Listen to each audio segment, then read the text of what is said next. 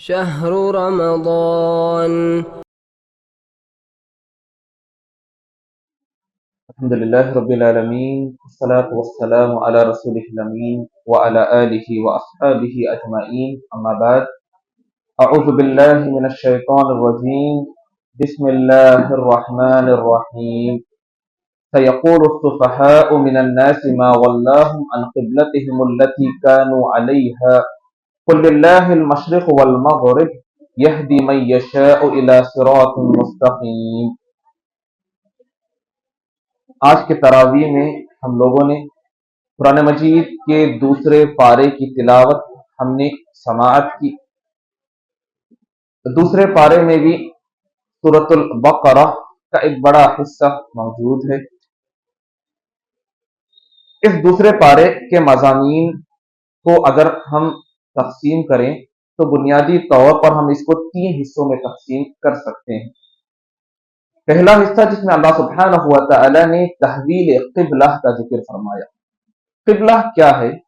قبلہ اس جگہ کو یا اس مقام کو کہتے ہیں جس کی طرف ہم رخ ہو کر نماز ادا کرتے ہیں، یا ہم جانوروں کو ذبح کرتے ہیں، یا میت کو قبرستان میں لٹاتے ہیں جس کی طرف ہم منہ پھیر کر ہم یا پیٹ پھیر کر ہم بیت الخلا یا قضاء حاجت وغیرہ نہیں کرتے. اسی کو قبلہ ہم کہتے ہیں.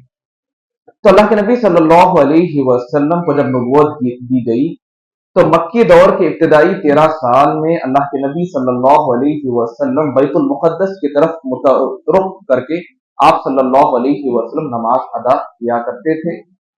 اس کے بعد آپ صلی اللہ علیہ وسلم جب مدینے کی طرف ہجرت کر کے گئے، مدینے کی طرف ہجرت کرنے کے بعد 17 یا 16 مہینوں تک بھی آپ صلی اللہ علیہ وسلم بیت المقدس یعنی مسجد اقصی کی طرف رخ کر کے نماز آپ ادا کیا کرتے تھے. لیکن اللہ کے نبی صلی اللہ علیہ وسلم کی یہ خواہش تھی، آپ کی یہ آرزو تھی کہ مسجد اقصی کے بجائے قبلہ کعبۃ اللہ مسجد حرام کی طرف کر دیا جائے. آپ صلی اللہ علیہ وسلم بار بار آسمان کی طرف دیکھ کر اللہ تعالیٰ سے امید کرتے کہ اللہ تحویل قبلہ کر دے گا. بالآخر اللہ سبحانہ و تعالیٰ کی طرف سے یہ خوشخبری آئی کہ ہجرت مدینہ کے 16 یا 17 مہینوں کے بعد اللہ تعالیٰ نے یہ حکم نازل کیا کہ اب قبلہ بدل گیا ہے. مسجد اقصی اب قبلہ نہیں ہے. مسجد اقصی کی طرف منہ پھیر کر نماز نہیں پڑھیں گے، بلکہ مسجد حرام کی طرف منہ پھیر کر ہم نماز ادا کریں گے. تو جیسے ہی یہ بات آئی تو نماز ہی میں صحابہ کرام رضوان اللہ علیہم اجمعین نے اپنا منہ پھیر لیا اور مسجد حرام کی طرف ہو کر وہ نماز ادا کرتے تھے. جب یہ آیات نازل ہوئے، مدینے میں یہود کے 3 بڑے قبائل موجود تھے، بنو نذیر، بنو قریظہ اور بنو قینقاع. جیسے ہی یہ حکم نازل ہوا ان کے درمیان ایک ہلچل مچ گئی، کیونکہ ان کا یہ ماننا تھا کہ مسجد اقصی ہی قبلہ ہے، کیونکہ ان کے آبا و اجداد جو تھے بنو اسحاق کے نسل سے جتنے بھی انبیاء آئے، کیونکہ مسجد اقصی کو کس نے تعمیر کیا؟ بعض روایات کے مطابق اسحاق علیہ السلام نے، بعض روایات کے مطابق حضرت یعقوب علیہ السلام نے مسجد اقصی کو تعمیر کیا اور یہ مسجد اقصی کی طرف ہی رخ کر کے نماز ادا کرتے تھے. اب جب یہ حکم نازل ہو گیا کہ مسجد اقصی کی طرف رخ ہو کر نماز ادا نہیں کیا جائے گا تو ان کے درمیان ہلچل مچ گئی. اسلام مسلمانوں کے خلاف انہوں نے پروپیگنڈا، شکوک و شبہات انہوں نے پیدا کرنا شروع کر دیے. اسلام دشمنی پر یہ اتر آئے. تو گویا کہ اس پارے کے ابتدائی آیات میں آیت نمبر 142 سے لے کر آیت نمبر 152 تک اللہ تعالیٰ نے اسی کا ذکر فرمایا کہ تحویل قبلہ تو اب ہو گیا ہے. مسجد حرام ہی کی طرف رخ ہو کر نماز ہم پڑھیں گے. یہ لوگ جتنی باتیں کرنا چاہے کر لیں. سيقول السفهاء من الناس ما ولاهم عن قبلتهم التي كانوا عليها. یقیناً یہ بیوقوف لوگ یعنی اس سے مراد یہود یہ کہیں گے کہ کیا بات ہے کہ جو قبلہ پہلے تھا اسے چھوڑ کر دوسرے قبلے کی طرف لوگ نماز ادا کر رہے ہیں. اے محمد صلی اللہ علیہ وسلم آپ ان یہودیوں سے، ان لوگوں سے کہہ دیجئے للہ المشرق والمغرب یہدی من یشاء الی صراط مستقیم. مشرق اور مغرب کا مالک کون ہے؟ اللہ سبحانہ و تعالیٰ کی ذات ہے. اللہ جو حکم نازل کرنا چاہتا ہے اللہ حکم نازل کرتا ہے. اس کے حکم میں کوئی تبدیلی ہو نہیں سکتی. اللہ جسے چاہتا ہے صراط مستقیم کی ہدایت دیتا ہے. اس طرح اللہ سبحانہ و تعالی نے اس پارے کے ابتدائی 10 آیات میں تحویل قبلہ کا ذکر فرمایا. اس کے بعد اس پارے کا دوسرا حصہ جو کہ کثرت یہ ہے کہ اس کے بعد اللہ سبحانہ و تعالیٰ نے بہت سارے احکامات، بہت سارے عبادات کا ذکر اللہ تعالیٰ نے بیان فرمایا، خصوصاً اس کا تعلق اسلامی معاشرے سے. اللہ تعالیٰ نے بہت سارے باتیں بیان فرمائی. ان میں سے ایک بات اللہ تعالیٰ نے یہ بات بیان فرمائی کہ ایمان والے بندے جو ہوتے ہیں سب سے زیادہ کس سے محبت کرتے ہیں. وَمِنَ النَّاسِ مَن يَتَّخِذُ مِن دُونِ اللَّهِ أَندَادًا يُحِبُّونَهُمْ كَحُبِّ اللَّهِ وَالَّذِينَ آمَنُوا أَشَدُّ حُبًّا لِلَّهِ. لوگوں میں سے کچھ لوگ ایسے ہیں جو اللہ کے علاوہ دوسروں کو معبود بناتے ہیں، شرک کرتے ہیں، اور ان معبودان باطلہ سے ویسے ہی محبت کرتے ہیں جیسے اللہ سے کرنی چاہیے. والذین آمنوا اشد حبا للہ، اور جو لوگ ایمان لائے وہ سب سے زیادہ اللہ تعالی سے محبت کرتے ہیں. یعنی ایمان کا سب سے پہلا تقاضا یہ ہے، ایمان کا سب سے پہلا درجہ یہ ہے کہ سب سے زیادہ اللہ پر ایمان لایا، اللہ سبحانہ ہوا تعالیٰ پر ایمان لایا جائے، اللہ سے سب سے زیادہ محبت کرنا. اللہ سبحانہ ہوا تعالیٰ سے محبت کے بعد جس کا درجہ آتا ہے وہ ہے اللہ کے نبی صلی اللہ علیہ وسلم کی ذات. اللہ اور اس کے رسول سے محبت کے بعد ہم دوسروں سے محبت کر سکتے ہیں. اگر کوئی بندہ یہ کہتا ہے کہ نہیں، مجھے اپنے نفس میں اپنے آپ کو اللہ سے زیادہ محبوب مانتا ہوں، یا میں اپنے آپ کو اللہ کے نبی صلی اللہ علیہ وسلم سے زیادہ پسند کرتا ہوں، محبوب جانتا ہوں، تو اس کا ایمان مکمل نہیں ہوا. ابھی تک وہ ایمان میں صحیح معنوں میں داخل نہیں ہوا.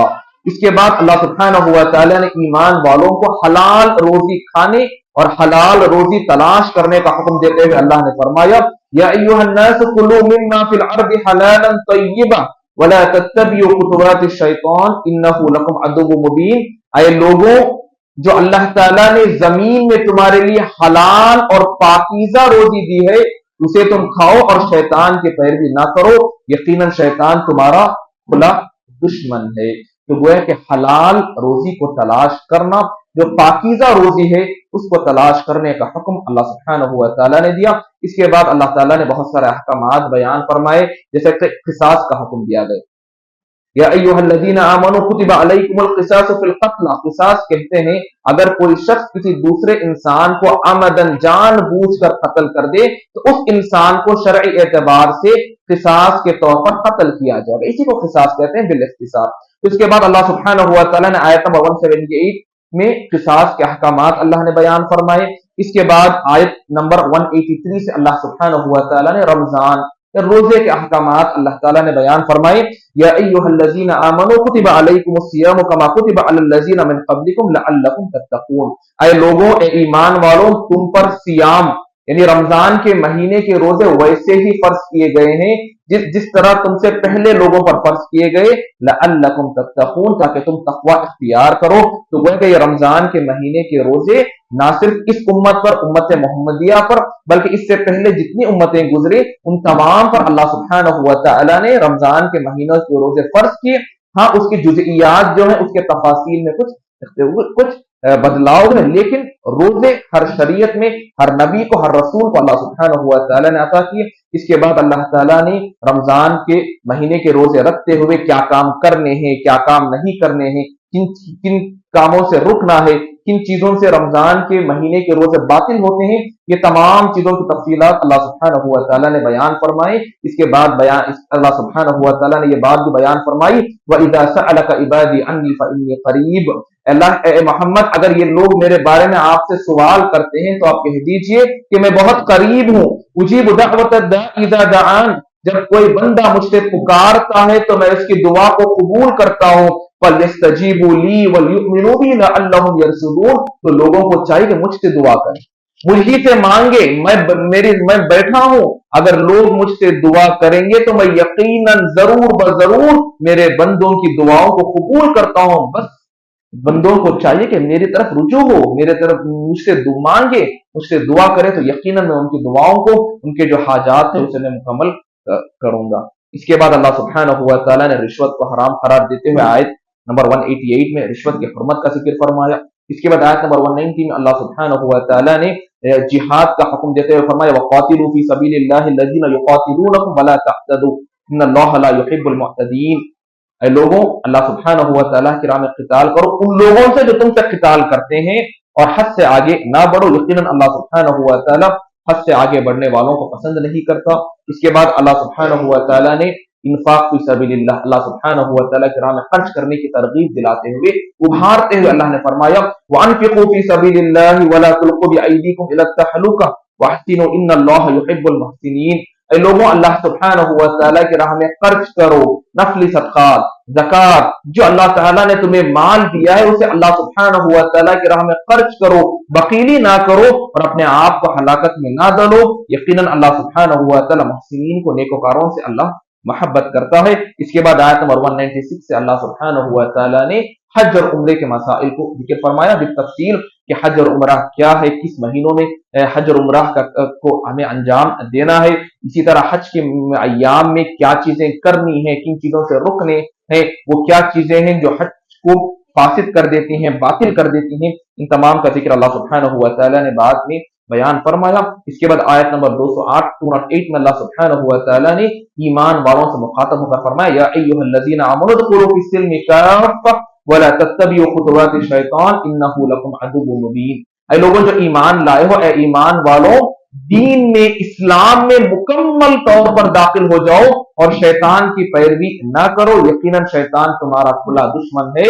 یعنی ایک مسلمان، ایک ایمان، ایک مومن جب وہ اس بات کا اقرار کرتا ہے کہ میں مسلمان ہوں، جب وہ کہتا ہے کہ میں مومن ہوں، تو گویا کہ اس نے اس بات کا اعتراف کر لیا، اس نے اس بات کا اقرار کر لیا کہ میں مکمل طور پر دین میں داخل ہو جاتا ہوں. ایک مسلمان کا اٹھنا، بیٹھنا، سونا، شب اور روز، دن اور رات، اس کے عقائد، اس کے معاملات، ہر ایک اللہ سبحانہ و تعالیٰ کے بتائے ہوئے طریقے کے مطابق گزرنے ہیں.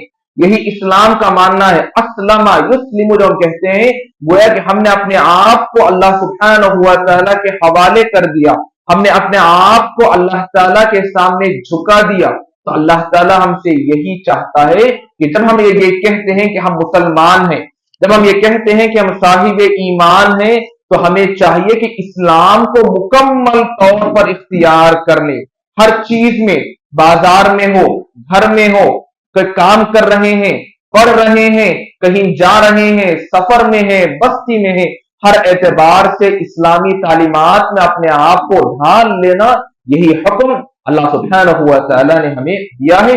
یا ایھا الذین آمنوا ادخلوا فی السلم کافۃ، اے لوگوں جو ایمان لائے ہو، اے مومنوں اسلام میں مکمل طور پر تم داخل ہو جاؤ.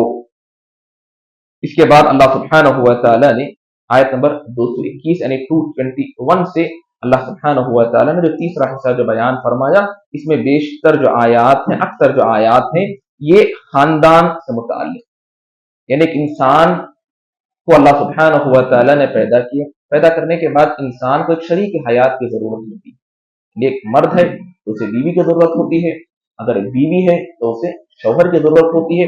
تو آیت نمبر 221 سے لے کر آخر تک اللہ سبحانہ و تعالیٰ نے جو خاندانی معاملات ہیں اس کا ذکر اللہ تعالیٰ نے بیان فرمایا. جیسے کہ اللہ تعالیٰ نے یہ بات بھی بیان فرمائی کہ وَلَا تَنْكِحُوا الْمُشْرِكَاتِ حَتَّى يُؤْمِنَّ وَلَأَمَةٌ مُؤْمِنَةٌ خَيْرٌ مِّن مُشْرِكَةٍ وَلَوْ أَعْجَبَتْكُمْ. اللہ نے فرمایا کہ نکاح اور شادی میں سب سے بنیادی طور پر کس چیز کو ہمیں دیکھنا ہے، وہ ہے ایمان. کہ ایک مومن کو مشرک مشرکہ سے شادی نہیں کر سکتا. اسی طرح ایک مومنہ عورت، ایک مسلمان عورت کسی مشرک مرد یا کسی کافر مرد سے وہ شادی نہیں کر سکتی، وہ اس کے لیے حرام ہے. اس کی تفصیل اللہ سبحانہ و تعالیٰ نے آیت نمبر 221 میں بیان فرمائی.